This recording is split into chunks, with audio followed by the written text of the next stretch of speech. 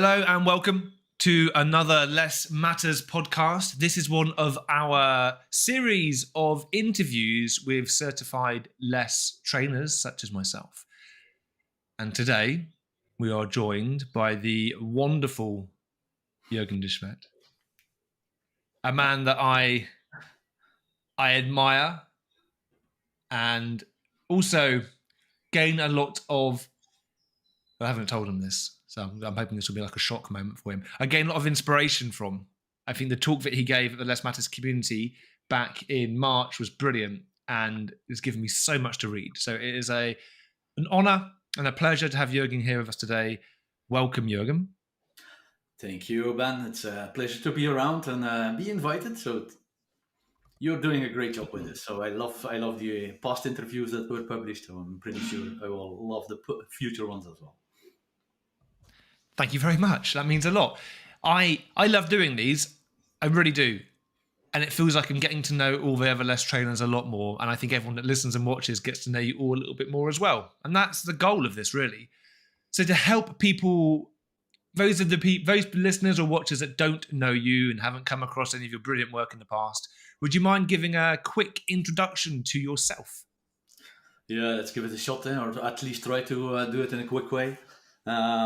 So born in 1974. No, just joking. I will not start there. I have always wondered how old you are, Jurgen, and you've given it away now. Yeah, I'm an old dude. So, but then again, what is important actually is starting to have a professional career in software product development back in 1996. So, what is even more fun is that I got my first paycheck before actually graduating. Now, I love it.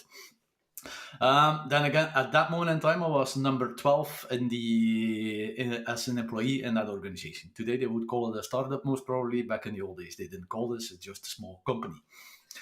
What is the fun part there is that you start as a software engineer, but you need to do coding. You need to go to the customers to do upgrades, installations. You need to do the phone calls. You need to keep it up and running. Basically, you need to do everything, which is immediately has a positive effect on how you analyze and how you decode your stuff.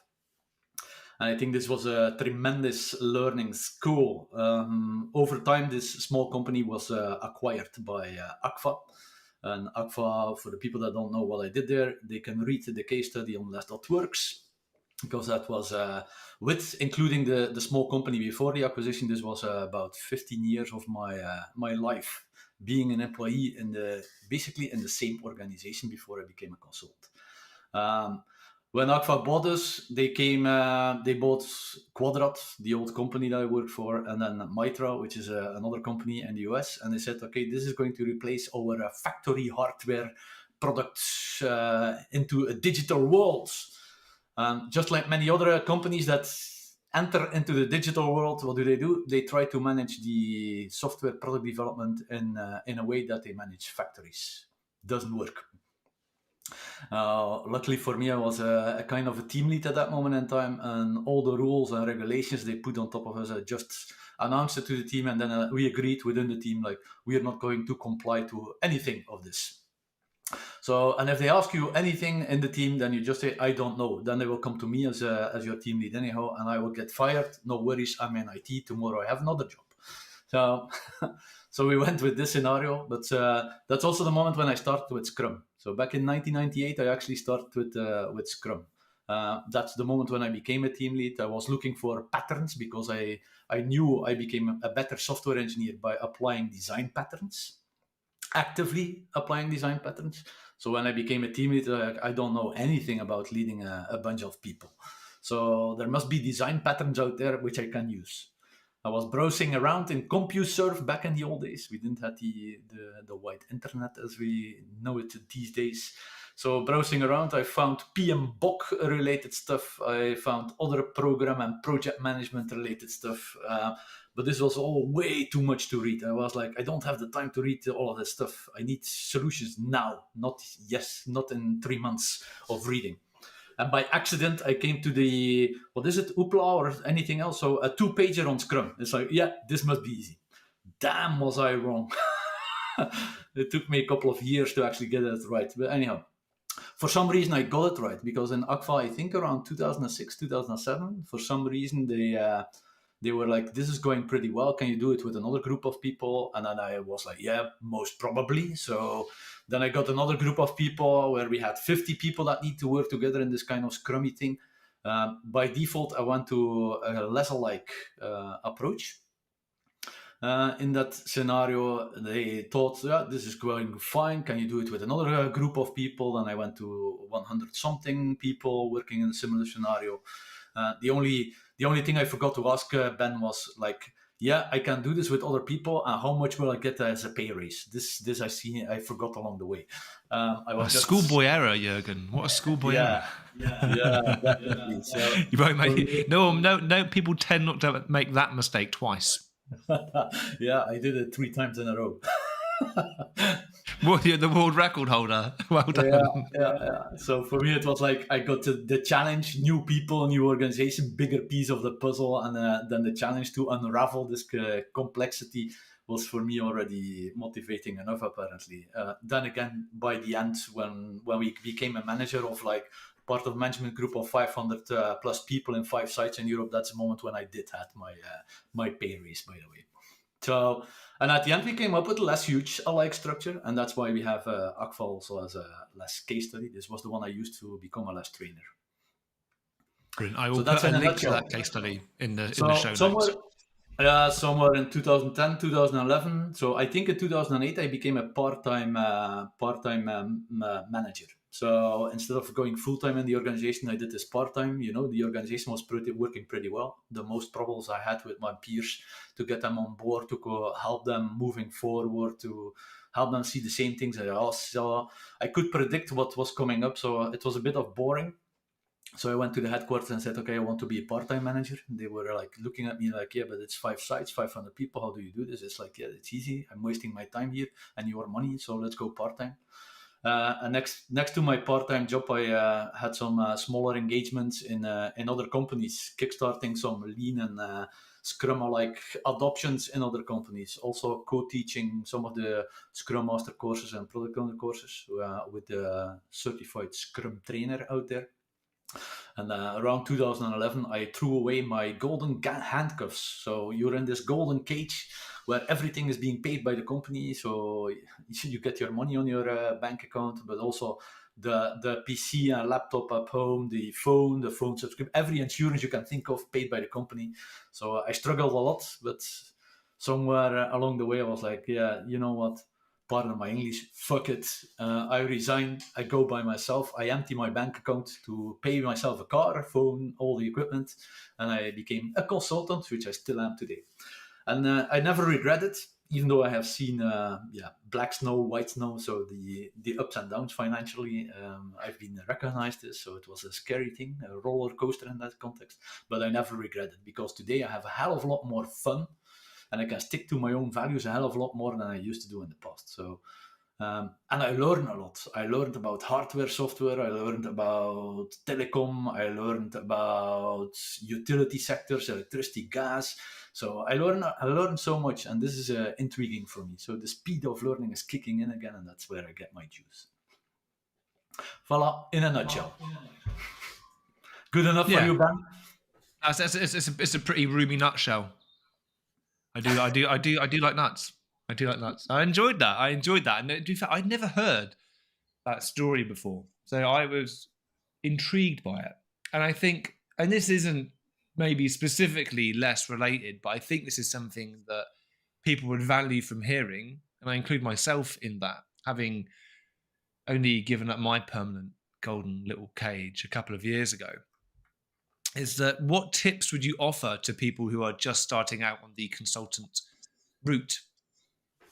Starting out in the consultant route, I think I don't know. It's just go with your heart.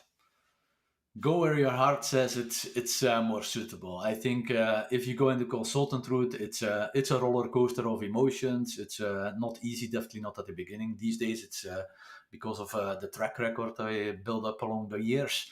It's a lot easier now, but in the beginning, it's not. So if you don't follow your passion, then forget about it. You will not persist in this way of continuing to live with here and there uncertainties. Let's be honest. And there is a whole heap of uncertainties that come with it. Yeah. I think, but yeah, your advice to follow your heart, at least if you know deep down that it's the right thing to do, hopefully that purpose will drive you forward.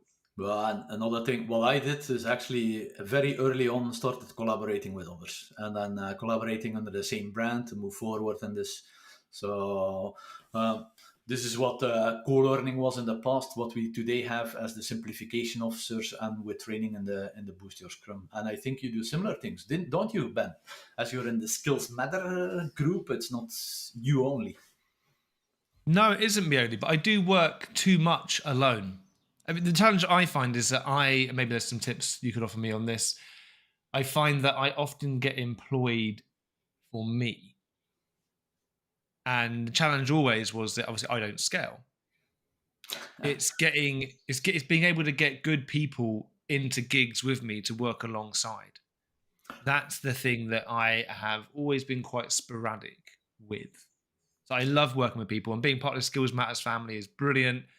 I would love to do more work with more people like yourself, for example.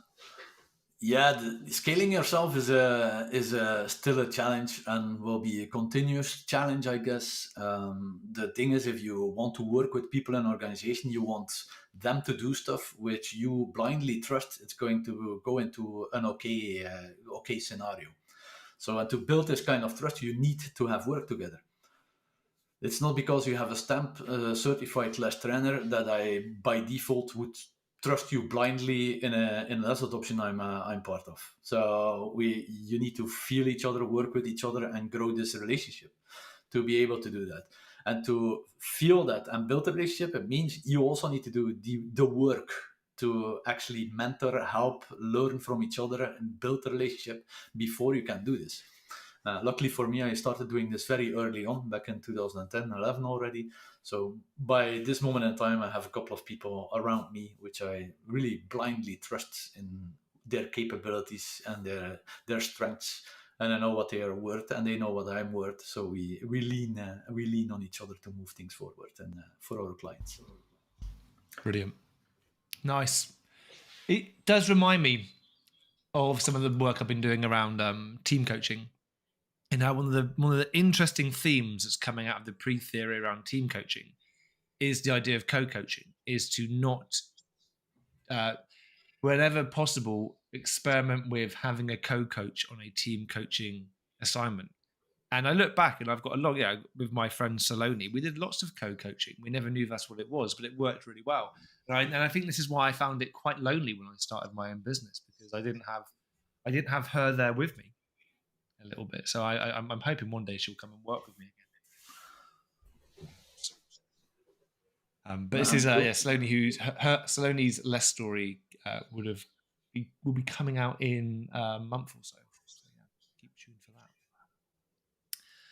So Jurgen, I think it's time that we spoke perhaps about some of the LeSS questions which I had primed you for. Okay. Otherwise, we will spend a long time talking about how to run a business and how to build relationships, and it'd be a brilliant episode, but not the episode we set out to do.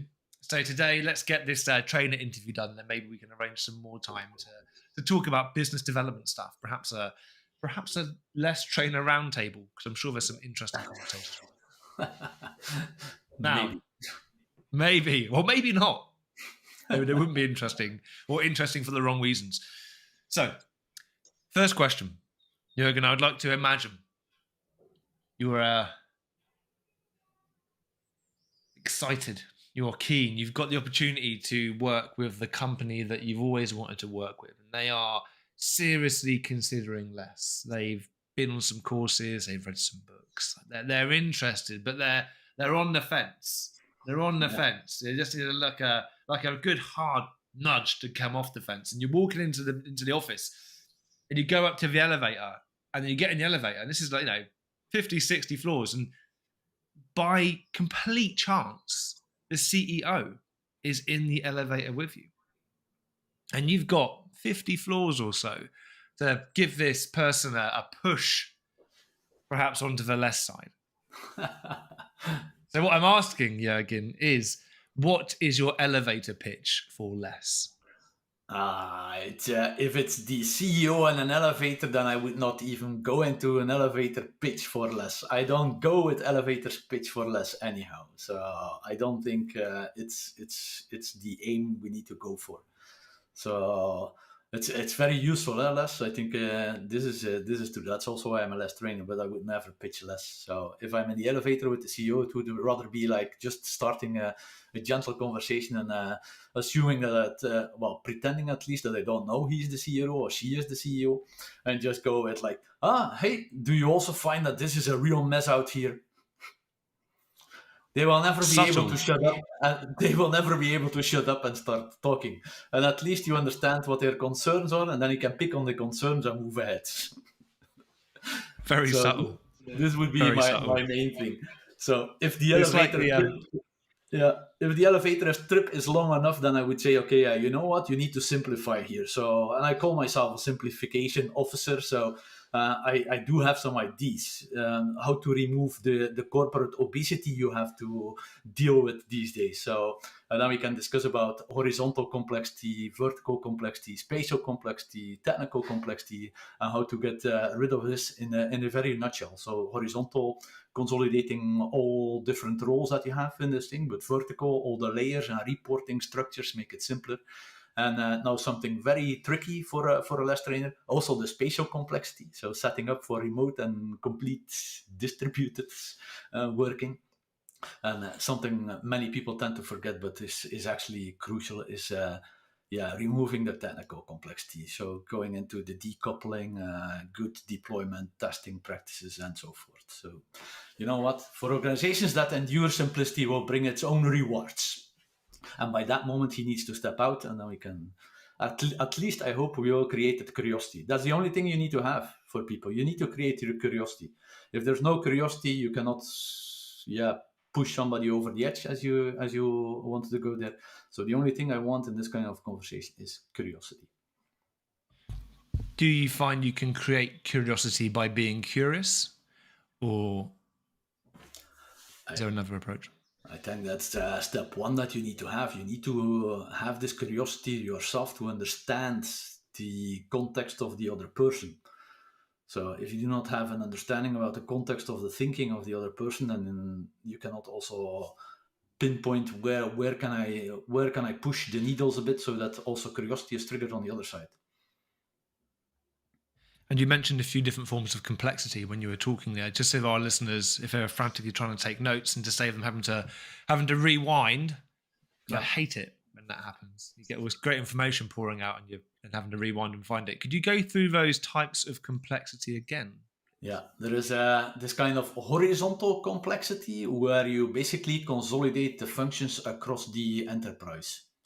So growing highly effective cross-functional teams. That's a nice example on consolidating this kind of functions across, and horizontal complexity.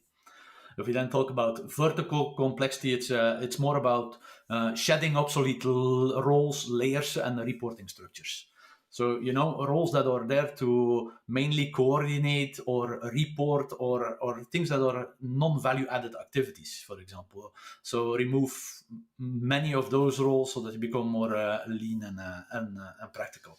And then removing the tremendous amount of bureaucracy, which is initiating lots of this ad hoc meetings all over the place, which is requiring a tremendous amount of reporting documents and so forth. So also there, try to remove this thing. This would be the vertical complexity. Clear for those two? Yeah. Then the third one is something that is strange as a less trainer to announce, by the way. So because in less we have collocated teams, but then again, I'm already into distributed work since my ACFA career, because we had 5 sites in Europe, so you immediately go dislocated basically. So I've had it's more than 20 years of experience in that domain. So this the challenge that we had in March 2020 when everything went full remote was actually something I liked. So to be challenged, figuring out all those things. By now we did figure it out, so it's still workable. I do believe, and that's why I also believe in less in the rules and collocated. I do believe collocation and being with the same team members in the same room is going to be more effective. But then again, in today's world, I also help removing the spatial complexity by enabling remote and full remote, distributed, dislocated, or full remote work in organizations. Well, that's the spatial one. And then the fourth one that I mentioned was the technical complexity. And I hope I don't need to explain this too much. That's the technical depth, lousy architectures, most probably because of scope that is being pushed into teams with a fixed deadline and so forth. So they built some misery on top of that. So removing the misery slowly, of course, setting up the right technical practices in refinement, by the way, but also, so how do we think about growing new features, basically?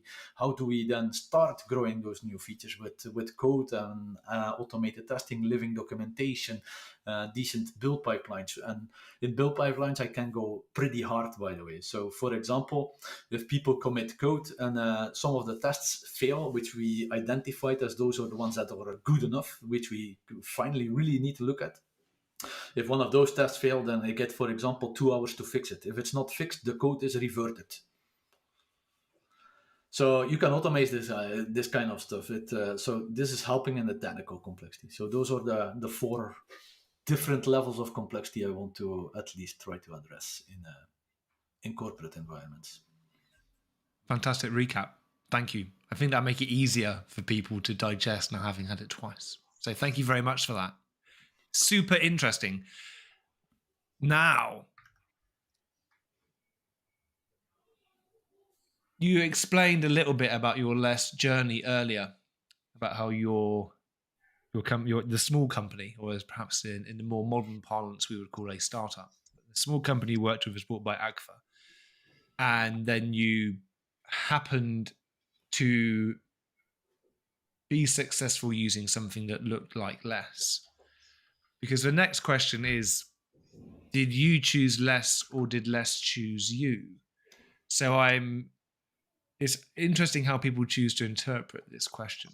But I'm guessing that from what you're saying that LeSS chose you because at the time you didn't consciously go out and look at LeSS and say, that's what we're going to do. Would that be a fair summary? Yeah, it's indeed a bit of a difficult question in that context. So I would agree, as I unconsciously went into less future-like structures, anyhow, you might consider like less choose me. Then again, maybe I chose less afterwards because I started with doing this kind of structures and way of working before less was coined back in 2015, by the way. So it was already before that I worked in a similar way. So if less was coined, maybe I chose less because it resembled that much on what I learned before. So did less choose me, or did I choose less because it was very similar to what I have been doing before? So, and to be very honest, I think for people that are smart enough and really think from within the principles, and this is about it, that's where I think less is very strong. It's about the way we think about reality, the way we think about the rules, the way we think about the context that we are in. So, and if you understand the principles very well and you think from within the principles, then I think by default, naturally, you will grow into less like situations. So for smart people and things like that, then I would say, okay, yeah, you know what? Let's choose them. And people that don't have this ability to think from within the principles yet might benefit from something which is a bit more prescriptive to get them started. Yeah. By the way, it's if they want to go to less, then it's something that you cannot be selfish about. If I look at my own past, why did I go to less? Even though I was a manager, I was optimizing towards the organization, not towards my own ego or paycheck or anything else. So you cannot be selfish. And let's be honest, I think you are in the same situation as being an employee going into less scenario. You need cojones, eh? Do you think that you choosing less because it looked like what you'd done was a positive manifestation of confirmation bias for you? Yeah. It's definitely confirmation bias. So that's I'm very aware about that. So that this is part of it. Um, is it positive? I think so. I tend to believe so because if I look at the less alike adoptions, I will never say I did a less adoption. There's always something fishy or strange about it. But less alike adoptions, there are a couple of things in less, and especially also in the less trainer community where we talk with highly skilled people on different levels. I would say so. There's a lot of learning I had in within this less community that helped me to do my work, my passion more effectively. If I look at today's lesser like adoptions, I've been part of like Base Company, Wisesoft, and a couple of others which are out there. The Governmental Institute for Pensions, for example, here in Belgium. If I look at those, it went quite a lot smoother. Either it's because I did a lot more of those adoptions, going from like traditional structures or non-less structures towards less. So by repetitively doing this, I might become better. Then again, I also believe it's because of less as such and the extra things that I learned within less in as the framework, as the rules, as the experiments that are there, but also from fellow less trainers and in a broader sense, the full less community. And you mentioned that perhaps people, if they weren't in a position where less maybe made sense because of where they were at with their level of skills and experience, that they perhaps could go for something more prescriptive. Did I get that right? Yes. Yeah. What would that more prescriptive thing be in your mind? PM Bok, it's really a lot of prescription. No, just joking. I took you seriously for a second. Like, really? I don't see where this is going now. I'm not sure how this conversation's going to turn out. There is an organization, though. I think around 5,000 people where he started with a really deep and narrow less approach. So it's I think around 50 people. So this is like peanuts within the organization, not a parallel organization, by the way. So why did we start with a small thing? Is the Agile community or internal community, which I helped building up with a friend of mine, to be honest, more as a favor than anything else. He had a community of 30 people and was like, yeah, we are stuck at 30 people. We need to grow this. So I helped that guy out with a couple of his peers in an organization. We grew it to around 350 in about 6 months. Active people. So, and then with the 350, they saw like, damn, whatever we thought was Agile, because they were thinking about Prince 2 Agile. So still having a portfolio board and projects and all that. So they were thinking about this, and the CEO of the organization also mentioned like, we go Agile. So everybody was like, we need to go Agile. Some forced, some really willing. But it was Prince 2 Agile. Because of my engagement in the community, people opened up their eyes, saw a bit more, and they were like, nah, this cannot be the end point. The end point is something way better than this. So they create an endpoint, and then it's like, yeah, how do we go there? And it's like, yeah, we cannot go there with 5,000 people at once. Impossible. There's not enough skills, even worldwide. There's not enough skills and capacity to handle a 5,000 people less adoption all at once. And you really need the skills and the experience. It's not a walk in the park. So we identified where to start. We had this 50, 60 people in this 5,000, and that's where we went deep and narrow. But CEO said, we go Agile. So all the rest of the 5,000, some 4,950 people then also needed to go Agile. You cannot say, yeah, you have to wait until we figure it out over there in this small piece. This is not going to happen. So, and the rest of the organization, they actually got support and expert support to go more in Prince 2 related Agile approach, which I think is not that bad. You know, people get gently a bit more familiar with a higher level of transparency, which is not a bad thing. So, and then later on, we can eat them up anyhow in this small less. So if I look at this less, it started, to be honest, in January 2019. In November 2019, we had a conversation. In January 2020, we did the first flip. Then in August, we expanded product definition. In May last year, we expanded product definition again. So so you see that people start to see the benefit and then really jump in. And if I look at this, because they are used to a bit more transparency from the Prince to Agile, it's easier than coming from a very traditional PMO structure. Kind of like potty training, Yeah. in a way. You don't just take your small child one day and then just put them in a pair of boxer shorts and or pants and then say off you go, because it'll be very messy for quite a while and you'll regret it. You start off with some other techniques to get them used to where the toilet is and getting used to using the toilet, and then ultimately they maybe start wiping their own arse a little bit, and then it grows on from there. It doesn't make sense to say here's some toilet roll, there are some pants. Good luck. I did try that once with one of my children, and learned very quickly that doesn't work. And I don't think organisations are too different. Now, Jurgen, so there's the other side on the coin here, because you could say, okay, we go very gradually and slowly, but that's what I did in my career in ACFA. It went slowly, difficult. You know what?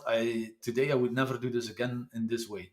So if we understand where we can start, then I prefer to go with what is mainly known as a Kaikaku.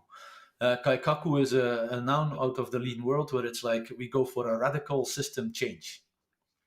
So I think this is more appropriate. If you have significant amount of people, then you prepare, because you're not going to do in a Kaikaku overnight, of course. You prepare very well for it. Then you have a kind of a Kaikaku event. But after the event, it means we work in a complete new system.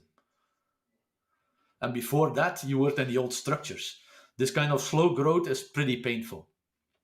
If you have work with volunteers and things like that, people wanting to make the success, and then you prepare pretty well for your Kaikaku event, and after the Kaikaku event, you have the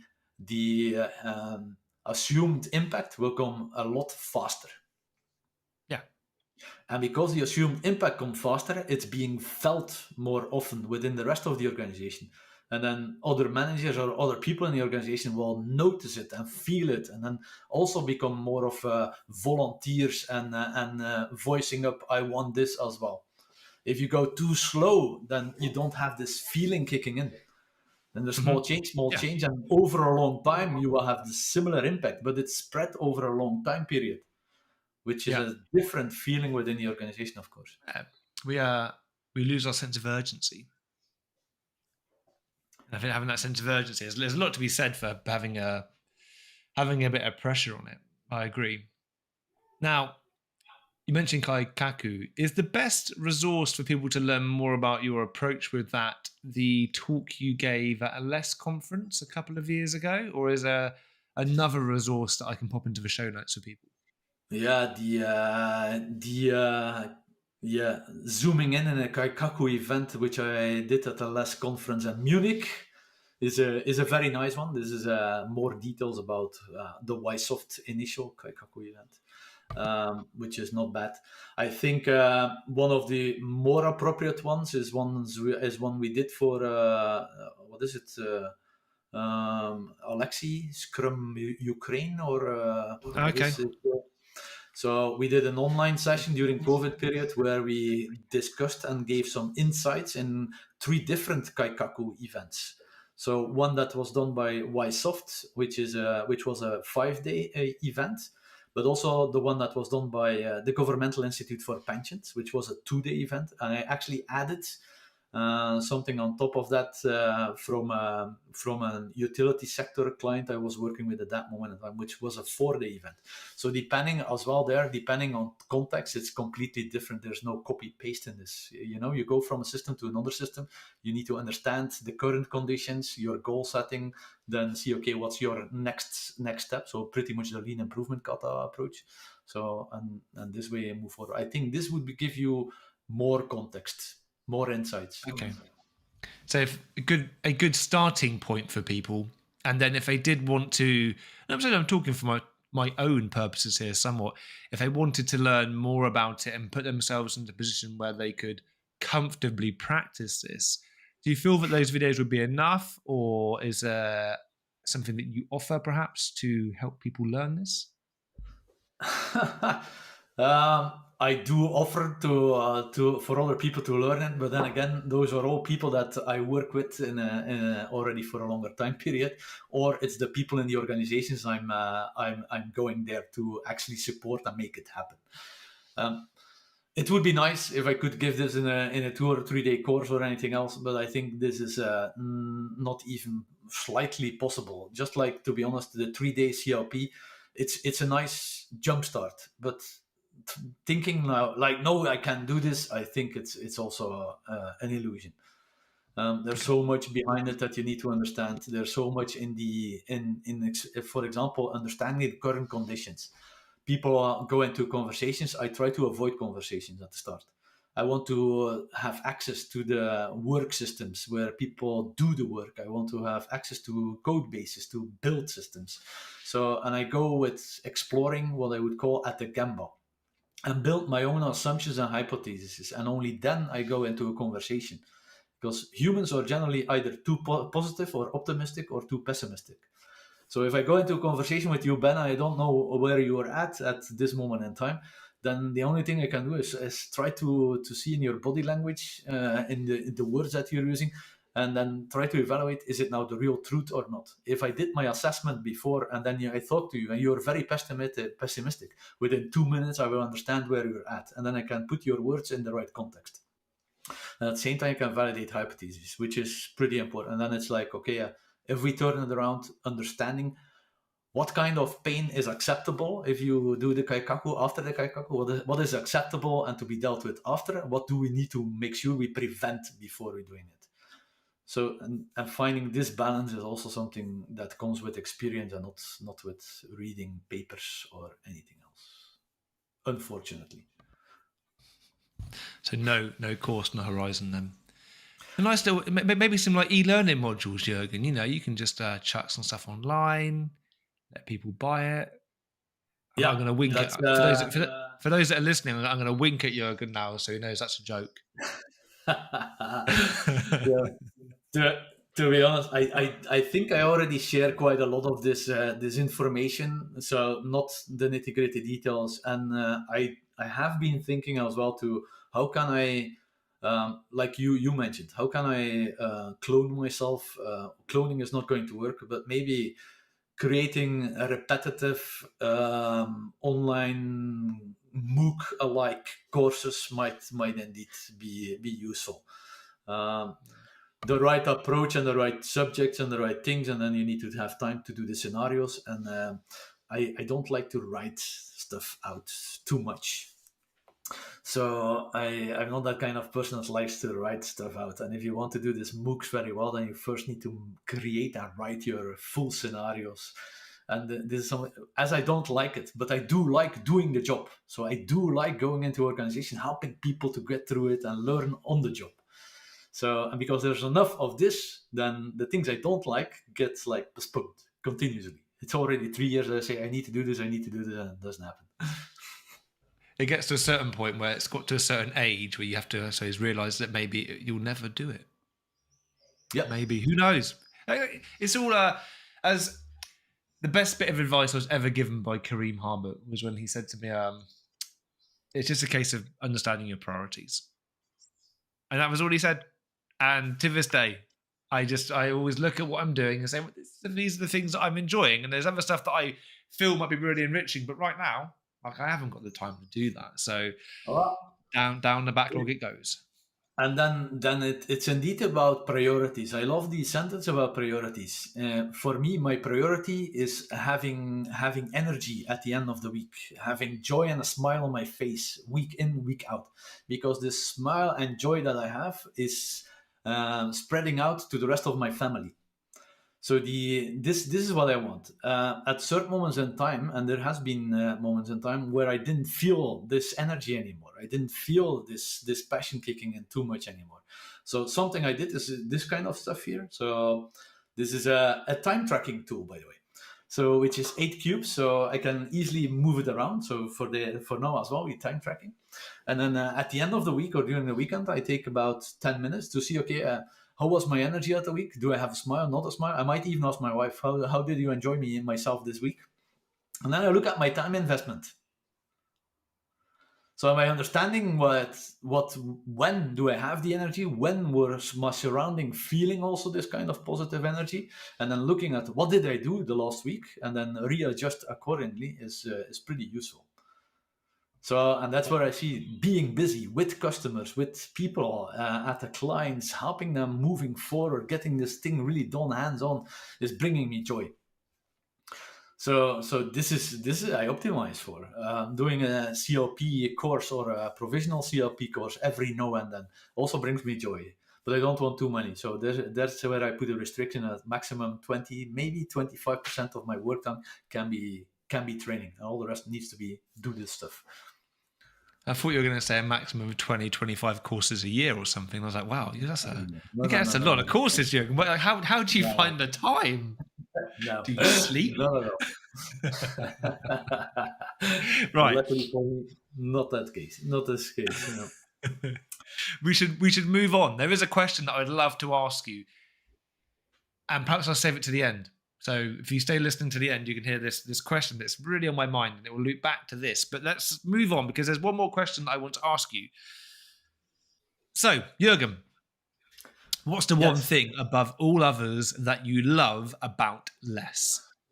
The one thing I would say, it's simplicity. It provides freedom to people inside organizations to flourish and become the best versions of themselves. It provides unseen levels of transparency so that everybody in the organization can feel comfortable making their own decisions. So, and what I noticed in my past 20 plus years of doing this kind of adoptions is that it really helps organizations to really drive genuine impact. So to really help and drive outcomes for their customers. And at the end, I still want to be remembered by the impact I generated on people's lives and not by the amount of money I gathered. So it's a perfect fit. What about you, Ben? The one thing I love about LeSS. You're the first person to ask me my own question. I like how incomplete it is. And maybe that's kind of another way of said, just giving the same answer as you, but I like how incomplete it is, because people will often look at it and think, well, this is it. This is all, we just need to follow all of this and magic will happen. But that won't be the case, because everyone's context is different. And there'll always be a compromise. There'll always be, if not a compromise, some way you can push it further. And little decisions you have to make along the way. And I like the fact it's incomplete. Or perhaps it's more, I like the fact it doesn't pretend to be complete. I think there are other seemingly alternative things out there which people say, which people can look at and say, well, this is complete. And it's nonsense. So I like the fact it's purposely incomplete. Good answer, Ben. So I love it. Thank you, mate. Thank you. Yeah, I've got a few ideas, because I thought for a Christmas special, I've got a couple of Christmas specials in mind, and one of them was having me interviewed, but I wasn't sure how to do it. I'm thinking about interviewing myself. Yeah, and then this would be great, and then you have two different hats, where says interviewer, interviewee. I totally. I'm gonna get into the fancy dress box. I'm gonna get hats. I'm gonna do different camera angles, and it's gonna be like, I'm gonna be playing different versions of me asking myself the question, or I'm going to get other people. Maybe a fake beard. So a very nice fake beard, so that you satisfy Ahmad his needs as well. Well, yeah, Ahmad, if you watch him, beware of the Christmas special. I tend to grow a beard in December. So perhaps what I'll do is I'll grow a beard, and then I could probably squeeze it in beginning of December. Right, I'll grow a beard ready. I'll do some shots, and then I'll gradually shave it off through some of the different shots, and I'll end up clean shaven for the first time in a long time. I don't know. I want to have some fun with it, because I want to have a go at answering some of these questions. I feel kind of mean that I'm asking everyone else, and I never get to answer them myself. So Thank you for asking me, Jurgen. Yeah, I will ask you another one if you're up to it. So there was one thing in the list which I was very much struggling with. So instead of answering myself, I will ask it to you. Okay. If there's one thing you could change about LeSS, what would it be? Yeah. So for me, it's really the same answer. I don't know. There's lots of things I'd like to change, if I'm honest with you. I would like it to be more popular. First and Yeah, do foremost. you? Yeah. I would actually not like it to be more popular. Yeah. I would like it to be more Uh, popular. I like if a you bit of say social. more popular, it means it goes more mainstream. And if it goes more mainstream, it means you need people with understanding, knowledge, expertise to actually do it okay. I won't even say good. By the way, just okay is already good enough for me. And I don't think in today's world we have enough skilled, experienced, knowledgeable people to actually allow it to or be able to have it going mainstream and still deliver the good stuff. Yeah. So if it goes mainstream and is too popular, then I would fear that it faces the same death as Scrum is going to, because Scrum is a beautiful thing, but being abused in so many ways Yeah. that it's going to die. Now, So this is based on the assumption, then, Jurgen, that that isn't already happening in some way. Because I don't want it to be too popular, and dare I say, I wouldn't want it to be mainstream. So but perhaps you are if I was to rephrase what I said, perhaps it's I'd like more people to know how popular it already is, because there are lots of people out there using LeSS, but no one knows about. There's lots of people out there that have used parts of LeSS incorrectly or correctly, who will never have an officially sanctioned case study released.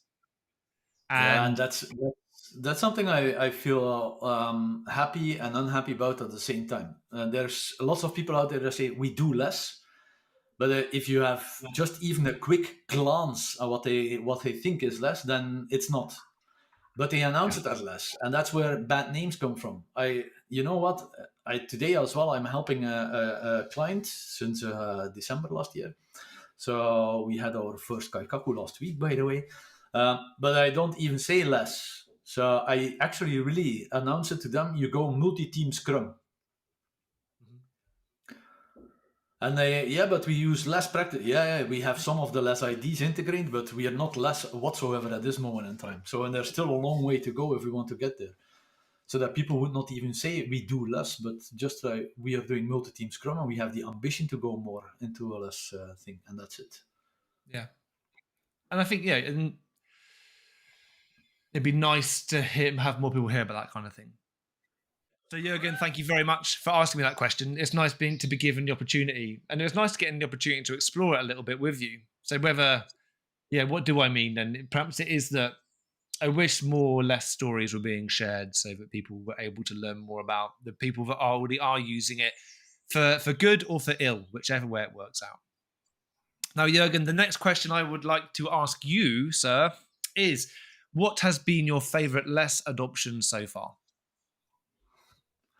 Yeah, I've been around for quite a while now, so I don't really have a favorite one. I think all of them have some nice twist to it. If I look at the Aqua stuff, it's nice because you do it as an employee, you grow into the organization. It's a kind of a large experimental lab at a certain moment in time. So it's lots of learning and very fast learning. So when I became then a consultant, I went into the insurance market first. Then a couple of small things, and then Base came along.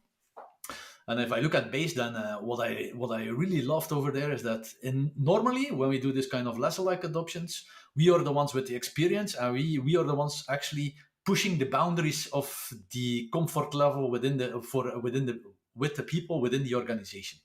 So people are more scared than we are. Why? Because they didn't see the other side yet. They didn't feel the other side. We have been there.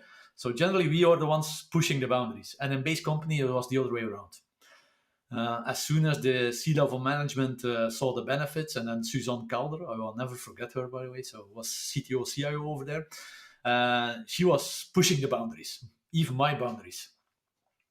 A lot, so which was for me very strange and useful. So if I look at the utility sector, this was very interesting because they are really working in how to help people become more energy conscious, and in that context help to build a greener world. So having this kind of insights was also very nice. And today, to be honest, I like the full remote challenges. So in other words, I just like to be challenged. I like complicated things. So the more I need to figure out things, the more fun I have.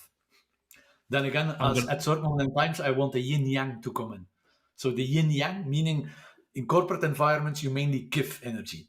So I've, at a certain moment in time, I think for 5 years in a row, I've been part of the mentoring coaching group of a early stage incubator for startups. That's where you get the energy. So every now and then having something which is easier, faster, and things like that is also good. So that you have a bit of the yin yang in your life. I've never considered you a man with boundaries, Jurgen. I'm going to try, and the next time we see each other, I'm going to try and push them. I don't know how. How did this? So the person you were talking about who pushed your boundaries? Was it her? What was her name again? Suzanne. How did she push them? Well, at the beginning, it's pretty normal. They dream, they think, but they are a bit cautious. But in most cases, C-level, and if we go broader, and with broader I mean in her case the full organization, then it's still a bit scary, and we need to figure things out. I first figure some things out before we do anything. And we were discussing, for example, going from less to less huge. Discussing areas, which I think is bullocks. You don't need to discuss areas. You just discuss what's the next one to add, and then move along. But for some reason, in corporate environments, as soon as they want to go broad, they need to have the blueprint of the full organization. It's never going to be whatever they come up with at that moment in time, because they still need to learn in the context what it is about, how things are moving, what the real product vision strategy is, and so forth. So it's basically a waste of time. So this conversation goes forward anyhow. I was somehow part of it, and then we discussed like 2 more areas to do with the capacity and the skilled people that we had, and this was it. I said this is enough that we can do. And I didn't really bother anymore about the rest of their discussions on other areas or anything else. But Suzanne was like, we need to go forward. We cannot go forward. We don't have the capacity and skills to actually support this kind. We cannot. She was, we need to go forward. And there's this monthly morning session where with croissants and coffee in Belgium, and then most probably around noon in Pune in India, people were calling in, and that's really in the big space. And she was standing there and she presents like her blueprint about the new structures, but not the 3 areas that we would add. No, the full organization. And then saying, we're going to initiate this within the next upcoming 2 weeks. It's like, whoa.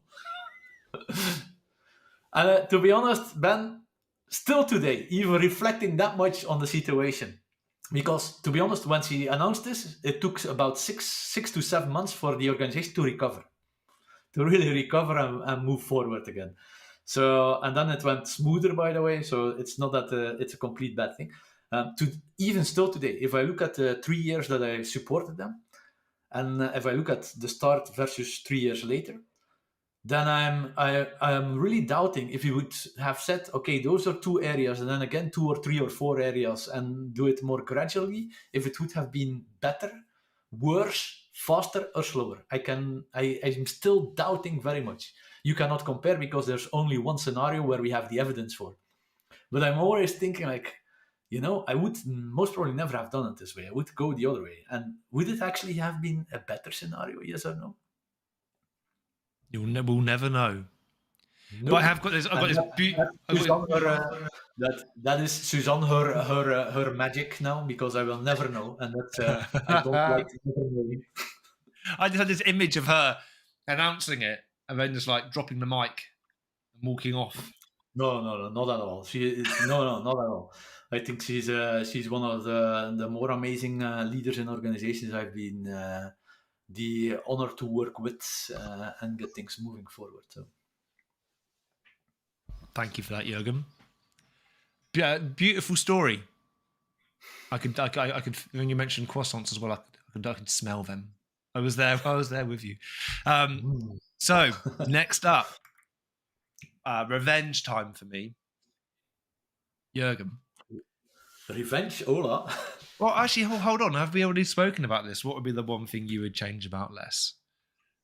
Yeah, this is. We haven't. Like, you disagreed with me, and we got to explore that a little bit, which was brilliant. I liked it. It was a good conversation. Made me think.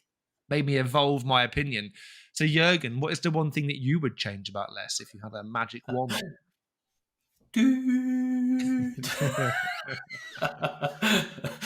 Well, let's continue on the conversation we had then. So I was pointing out to Scrum and Scrum dying because of its abuse. So maybe remove this. Maybe remove this king of less is a large scale Scrum is Scrum. Maybe don't even call it large scale Scrum anymore. Just say it's less. Yeah. So Victor said the same thing actually. Yeah, to get out of this mess in the abuse of Scrum and just leave it behind us. Because it's not about Scrum anyhow. It's about the main purposes behind it, empirical process control. It's about understanding that the product owner, whatever you want to call it, the new frameworks or things, that it's about trying to maximize value. That we have some group of people called Scrum Masters in Scrum that actually helps the organization to succeed and improve continuously. And then you have a couple of people doing the job in teams, preferably. You need to have some shared transparency and insights and learning on product level, which for me is then a product backlog, the increment, and the sprint review. We need to have some kind of shared learning within the team on the execution level, so to be able to collaborate, which is then the sprint backlog and daily Scrum in this context. And preferably we do this in iteration so that there's some kind of heartbeat routine, which is bringing calmness. So if you remove one of those main purposes of one of those elements, I think you're going to have an organization which is less effective. But it's not about the name.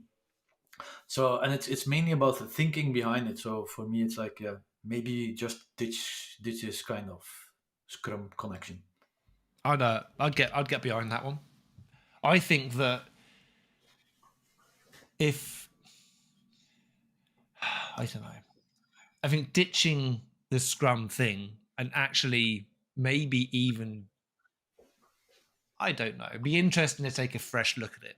Because I even feel that the language that we use, like Scrum Master, maybe it had meaning at some point, but now it's just become meaningless, really. It's no longer a role in the same way I don't feel that Agile coach is really a role. They're like little industries because there's so much variance and there's no legislation or guardrails or set defined standards for people to kind of work towards, and it's bent and contorted so much by other approaches, but it's kind of lost any real meaning. I think, as perhaps Craig would say, it's become almost jargon.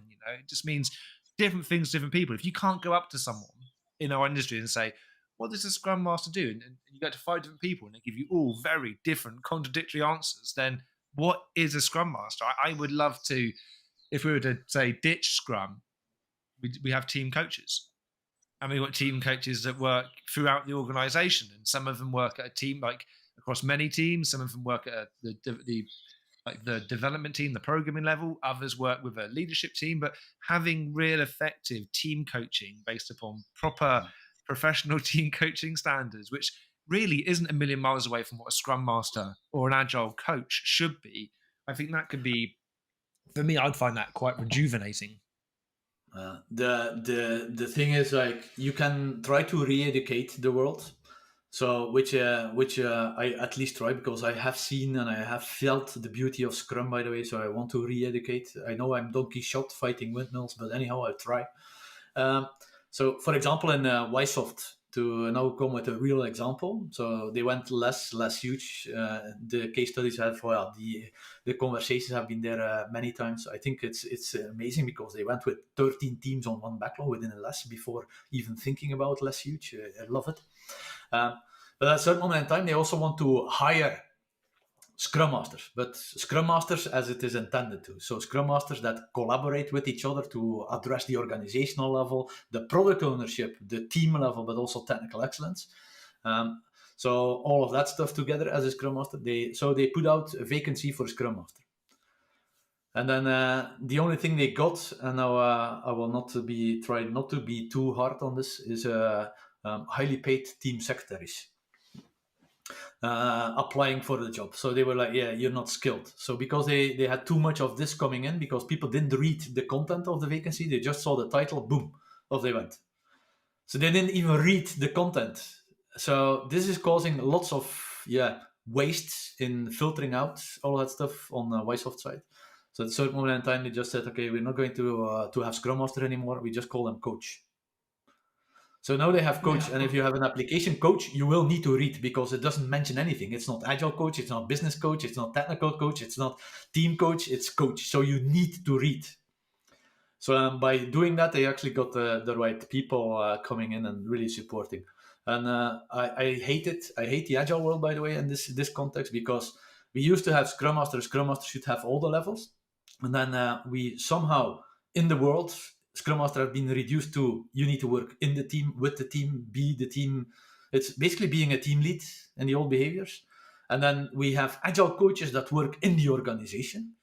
And now these days we have now it's like the recent years, it's like, oh, we need business agility. And now the agile coaches want to become a business coach. Those are the business coaches we already had in the past on product level, by the way, in the business departments. So and now those agile coaches want to become this, and all of them tend to forget about the technical mentorship and coaching for some reason. For me, this is we create hierarchies of coaches, and then we go to the rest of the organization, say we need to reduce the vertical complexity, reduce hierarchies. It's not going to happen. So we need coaches to work, indeed, like you mentioned, to really work together as a team as well, to address the organization as a whole and not in separate pieces all over the place. But it's interesting. I think if you go back 20 years, professional coaching as we now know it was still in its infancy. Like a lot of the research was still being done. People were looking at research into group therapy and group facilitation to try and understand so individual therapeutic methods to try and understand what professional coaching would now become. And a huge amount of academic research was done. Team coaching is now where professional coaching was 20 years ago. So if we go back to that point, the Scrum Master could have been this beautiful team coaching role, but the world barely understood individual coaching at that point, let alone team coaching. And I think what we'll see with the ICF getting on board with, and EMMC is already there, ICF soon coming out with, these are team coaching competencies. I think there's a great opportunity to kind of bring these two worlds together, but I think it's going to mean that we have to drop the label of Scrum Master almost, because I just don't see how we can come back. And I would also say that the Agile coach needs to have the word team wedged in between it if it's ever going to stand a chance. And it's a interesting way. And there's not even been a huge amount of commoditization around training on the Agile coaching side, not in comparison to Scrum Master. I love to have a high mix. If I now also, and I will reuse Ysoft as an example, there are people there like Milan, for example, which is in this group of coaches, and he's very much technical. So, which is great. They also have somebody that didn't, and at this moment in time, will understand bits of it, but didn't understand Agile, Scrum, or anything else related to software development whatsoever. But they were trained as a real personal coach. They have the certificates, the insights, so they work together. There's somebody there that understands more of the business side, but they work together. They truly collaborate as a cross-functional team, hammering on the same nails. And I think this is important. We cannot have this distributed and somebody on business, somebody on organization, somebody on a team level, some technical. They need to bring their skills together on a highly impactful piece of the puzzle at this moment in time. And if this is good enough, then we all move to another highly impactful piece of the puzzle and collaborate within the skill that we can. If we all pull on the different directions within our own skill, then we just start many things but don't drive that much impact forward. We're talking about co-coaching again. You know, the beauty of doing it with other people, because no one's got all the skills. What I've been intrigued by is that, and maybe this is just reaffirming our point, that when I'm talking to organizations, or when you look at organizations, we need to get Scrum Masters. We need to get Scrum Masters. And then you say, well, this is going to be a lot of change for you all, for lots of people. And I'd recommend looking to bring in a professional coach, someone who doesn't have an understanding of Agile, but someone who can help you get from A to B. Well, why we don't need that?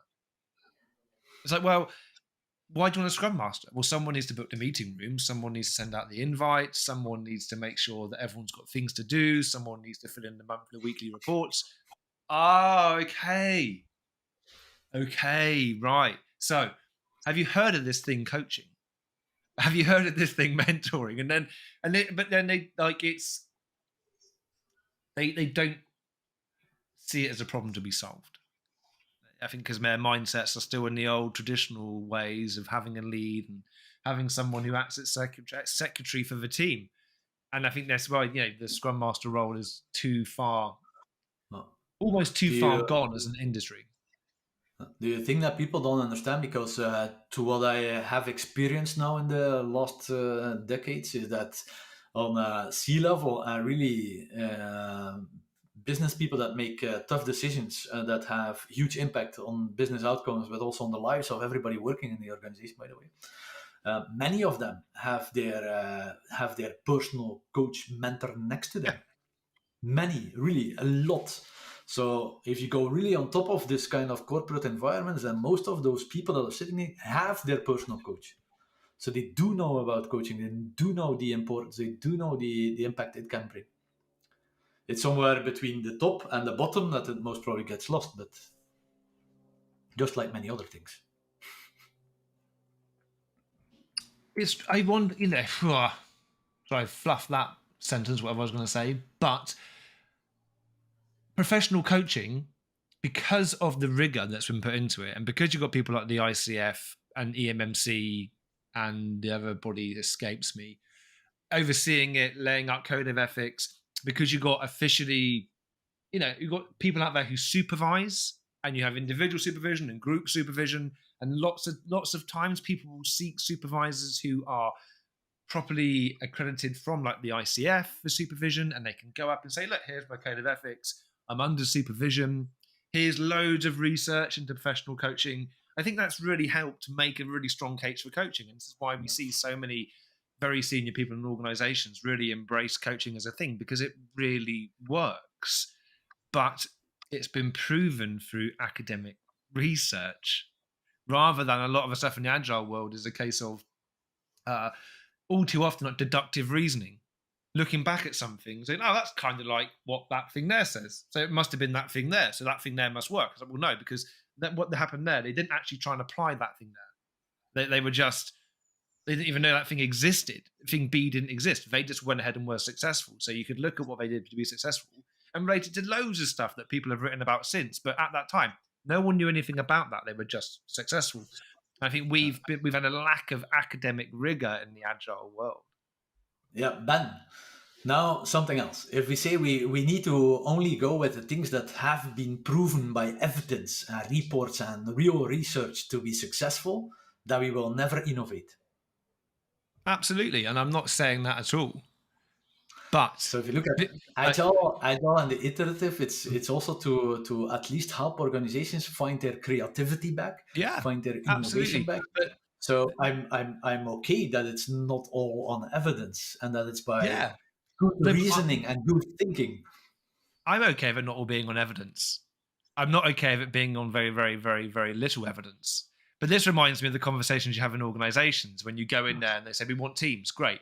So are you going to balance? So what about assessing teams rather than as well as individuals? Well, we can't get rid of individual performance reviews and just do team. We're not. I'm not saying just do team. I'm not saying just do individual. I'm saying find a balance of helping the individuals grow, but also looking at them as a team. It's the same with this around the research. I'm not saying we need everything to be researched. But I also think that we can't really get away for much longer with having very little research. Yeah. And I think that there's some really good research out there at the moment that we could be pulling in and learning from. But because of what we were saying around the Scrum Master industry and the Agile coaching industry, because it's on this, there's a phrase that Bob Martin used in one of his videos, an asymptotic plunge, which I'm assuming means something's going down, right? That there's just no encouragement or desire to understand some of the really useful stuff that's out there. I mean, for example, and we will move on in a second, but for example, I'm not a big fan of psychometrics, but there is one psychometric which is underpinned by a huge amount of evidence and research over the years. And they're working off of a 30-year-old data set. And it's an interesting approach, and it's quite popular in many situations, but you never hear about that evidence-based approach to understanding your reputation, for example, being used in an agile coaching world. You hear about it a lot in the coaching world, but you never hear about that in the agile coaching world. Like, that's all a bit big and a bit scary, so let's not go near that. But should we not be having conversations about some of its applicability? It's, I find it really interesting. I'm not beating up on anyone. I'm not trying to make people feel shit about stuff, but I do just find it frustrating. I find it frustrating. I feel some of your energy. So are you similar like me that actually is on the feeling very bad about people calling themselves agile coaches without having some kind of ICF accreditation and things like that? So I never call myself a coach, by the way. I call myself a Scrum Master. I'm a mentor. I'm a teacher. I'm not a coach. I don't even have the ambition to become a real coach in that sense. But I've never said I'm an agile coach because I you know what, I don't have the credits for that. I don't have studied this. I don't know the details about this thing. I cannot even practice it very well. That's where I need somebody else that has this kind of coaching skills and ambition and motivation and things like that next to me, with me in this group. So, but I do feel like the pain if I see people going like, yeah, I'm an agile coach. And then you look at the profile and it's like, if I go back, I've spent in total probably 2 years studying coaching, team coaching. Nice. Yeah, as they gladfully say on their marketing material, in Europe's only triple accredited coaching courses. And I've learned a lot. And one of the main reasons that I started on that journey was because I found it incredibly disturbing the way that agile coaches would feel like they had the right to ask people certain questions without having got their agreement to embark upon that exploration of their psyche. And that made me incredibly uncomfortable. And watching people feel like they had to really open up and share something in a situation where they didn't feel comfortable.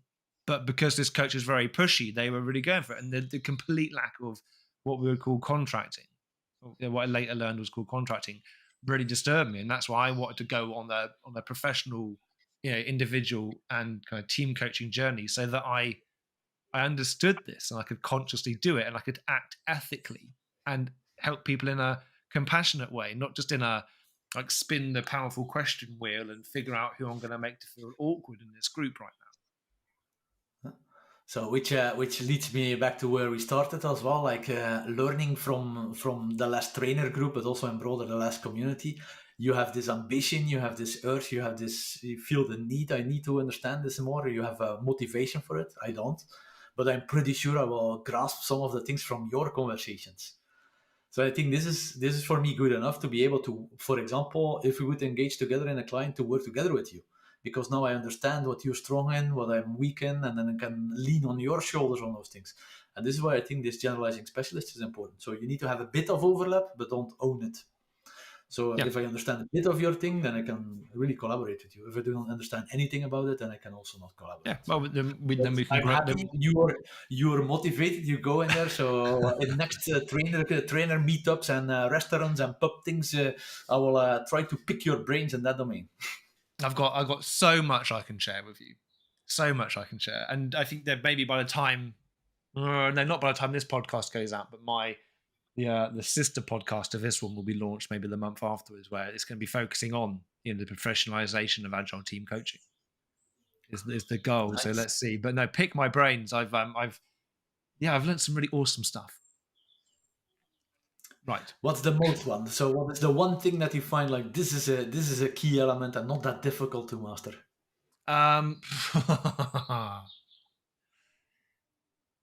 It's maybe the key point, but it's not easy to master, is being able to take yourself through some structured reflection. Actually being able to pick apart the way that you felt in a moment or reacted in a moment, and being able to understand that and ask yourself, who is that in service of? I think for me, that was the key moment that was the key moment in my journey when I became a better person and a more competent coach, just because of the level of it was a self-awareness that led to more effective self-management. And I think that's the one thing which coaches have to do. And that means that you can't hold on to your ego too tightly. And you've got to be prepared to do the work. Like, you can't expect other people to do the work if you are not going to do the work yourself. Yeah. Doing the work is for everything, of course. No. Yeah. Cool. No, it is. Coaching isn't any different. I think that the problem is with coaching is that people think it's just something you do, when actually it's kind of more of something you are, as well as something you do, like so many other things in life. Anyway, let's carry on, because otherwise we're going to break the record. I think we maybe have broken the record for the longest ever conversation on the LeSS Trainer interviews. But not that's a bad thing. You will have lots to edit, so you have lots to cut out and anything. So that's. I've got about you a lot of work. Got about 6 months worth of content out of this, Jurgen. So 2 final questions. These questions are less focused on LeSS and more looking at Agile in general. The first question is, what is something in the Agile world that you feel should have been more popular than it is or was? I think we already discussed a couple of frustrations related to the Agile world. You can summarize if you like, Jurgen. Oh, let's bring in another one. So, to be honest, so also one of the reasons I don't go to too many Agile conferences anymore. In the Agile world, for some reason, they went away.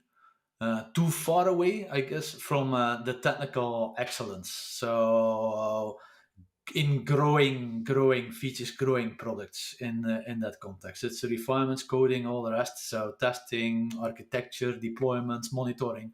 So it went too far away from this. It's too much on process and people and not enough on this kind of skills. So, and this I think should have been a bit more popular. So, in other words, maybe extreme programming should have been a bit more popular versus Scrum, for example. And then, if that would have been the case, maybe then we would never have this kind of DevOps movement ongoing. Because the only reason I think DevOps is there because there was a gap. The gap has been created with the technical excellence that got lost, and they fill in this gap very well. If I had a round of applause button, I'd push it, but I haven't. I haven't got one yet. Can't afford a round of applause button. I got some buttons, but not one of those round of applause. I'm losing count of a number of times that people are talking about XP on this series of conversations, and with the other, and all conversations we're having on LeSS Matters. I would agree. And I find it very interesting what you're saying around DevOps fills the gap that was created by a lack of technical excellence. I feel like that. So there was a gap created. It was not there in the beginning. If I remember back in 1998, when I started with Scrum and Extreme Programming, these were like two things at the same thing. It was every kind of Agile conference had lots of technical stuff, but also a couple of things on process and people. But if you now look at Agile conferences, how much of talks or anything else is being focused on the technical part? Not much. But there are some great technical communities out there. This is the interesting thing. And they are separate to the Agile world. Yeah. So, for example, I love the Socrates community here in Belgium. So, software craftsmanship and testing community. But what did you notice in those communities is that they start to really vocally distinct themselves from the Agile ones, which was not the case 10 years or 15 years ago. A good friend of mine in the UK, so a neighbor of yours, is Sandro Masciuto. Same thing. He used to be Sandro from inside the Agile community, and now he's more like non-Agile. Sandro from Coherence. Yeah. Yeah. But it's true. It's So sad. There's a video by Bob Martin called "The Land That Scrum Forgot." I don't know if you've seen that or not. But he did.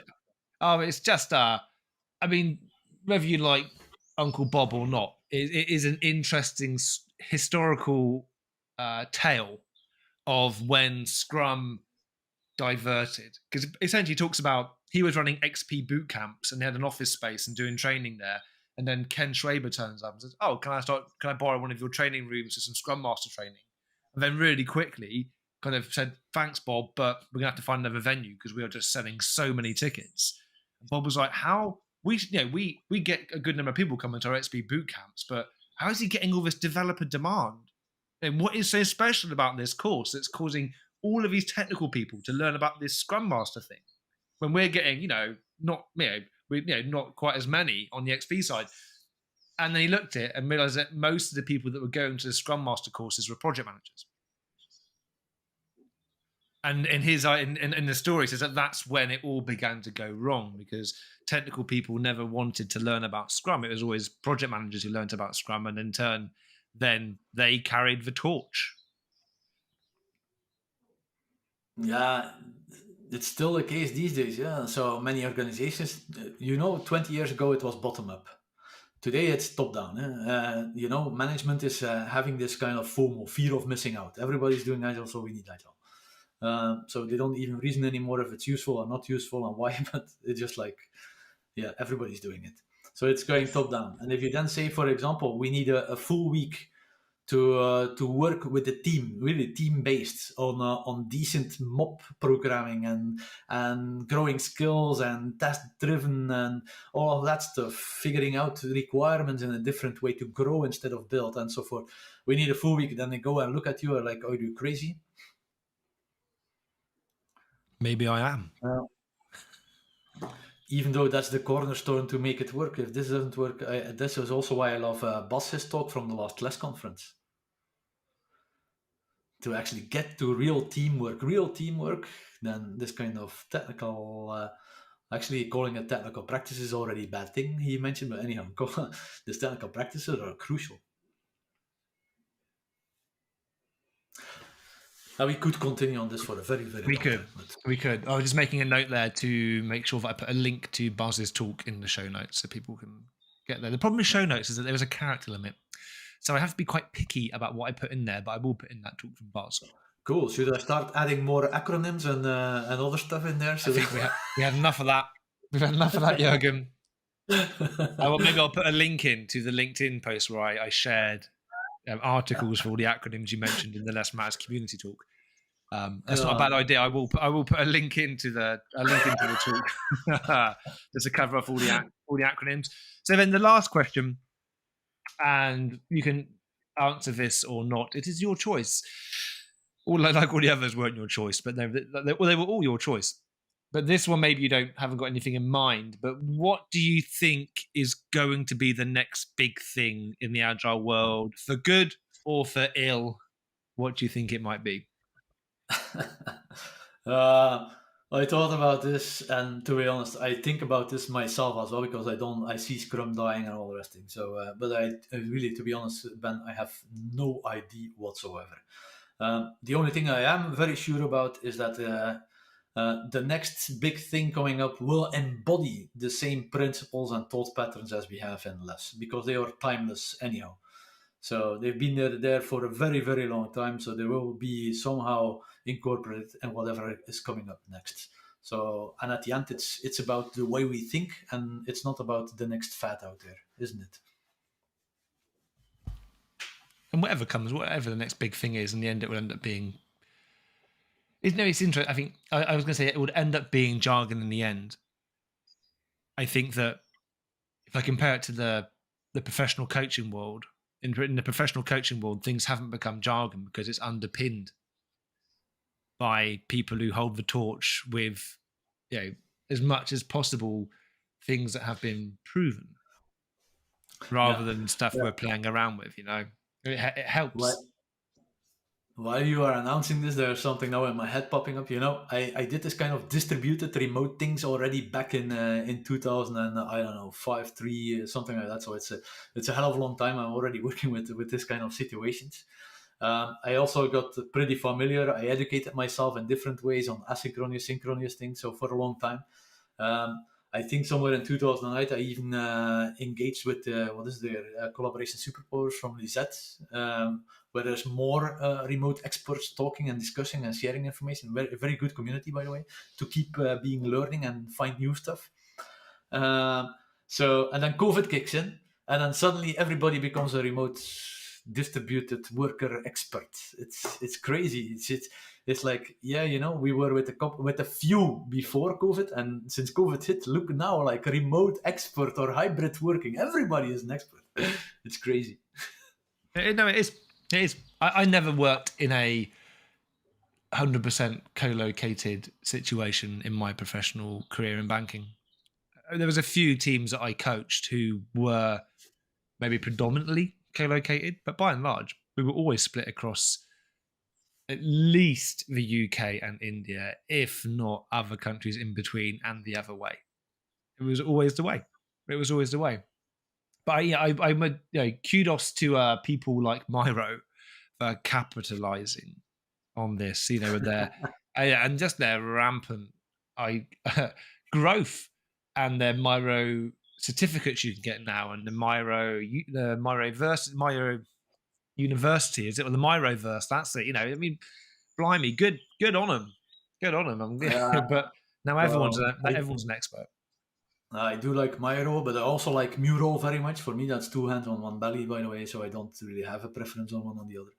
What is very strange, even though everybody that is in our community and less communities and more people that are collaborating more often do recognize the benefit of having a good working, easy to use digital whiteboard. And then you go into an organization where they are a Microsoft Gold partner, where everything is free as long as it's Microsoft.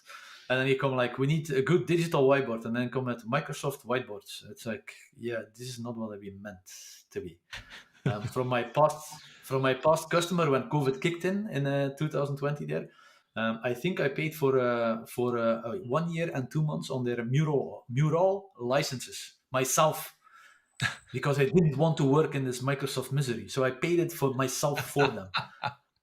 And it took them 1 year and 2 months to actually be able to get it paid within their organization, have their own licenses. Today I kickstarted a new organization and I'm using Miro this time because a couple of people there were used to using Miro. So let's go with their flavor of the month. So we do Miro. Now we are discussing you need your own licenses because it's again on my paid environment. It's like you need to do your own things. And then they go like, we have 8 teams, so 8 licenses, 1 per team is good enough. It's like, what the fuck are we talking about? Everybody must have a license. Everybody needs to be able to search on the different boards and anything else. And if you're a guest, you cannot have the same opportunities to hide, unhide, move, lock, and all that stuff. So do you really it's costing some money, but you will win it in productivity anyway. I do understand in the balance sheets, it's on another account, but it's crazy. It is crazy. How in corporate environments they limit the capabilities and abilities of team members, which is a hell of a lot more because of some stupid rules. It's like having a team and then giving them a special little pass which they have to get to the toilet. But you've got a team of 8 and they've only got 2 toilet passes. But you get they're at their desk more, they can be more productive. They just might wet themselves. Yeah, but the ones that need to sign off on this expense are not used to collaborating, and they look like, yeah, but why do I need this? We also do meetings and we also do our work. We don't need this, so why would you need this? Yeah, no, it's true. It's true. So on that note, I think maybe we draw this to a close, Jurgen. Cool. We've had a nice long conversation. I've got a feeling that people are going to get a lot of value from listening to this. Now, before we sign off, how can people find you or contact you? I think the best way is just to go through LinkedIn. So if you go to LinkedIn, Jurgen de Smet, then you will find myself over there, and just send me a message. So connect with me, send me a message over there. I generally respond in a decent time frame. I won't say rapidly, but in a decent time frame. So, and otherwise, if you Google my name, you will find lots of ways to contact me. Even phone numbers and addresses and everything is out there. So, I'm going to do that just for fun. No. See if I can find your phone number. I will put links to LinkedIn and your websites in the show notes so people can find it. Jurgen, you can also put a link to my YouTube channel. I will include my whatever you publish here from this chat. I will also include in my my channel playlist somewhere. Will do. You can cross reference. Yes, of course. Share the love. I will definitely include your YouTube channel link then. Jurgen, thank you so much for your time, for being such a superb guest, being so willing to explore many different topics. I hope that we haven't come across like those 2 old guys from the Muppets. Or is it Waldorf and something else when they just argue and bicker and moan about things? I hope that we've remained positive enough. So Jurgen, thank you so much again for your time. Everybody, thank you very much for listening or for watching. We will see you again for another episode of the Less Matters podcast very soon. So make sure that you are around to listen or watch that. Stay safe. See you soon. Goodbye. Bye-bye.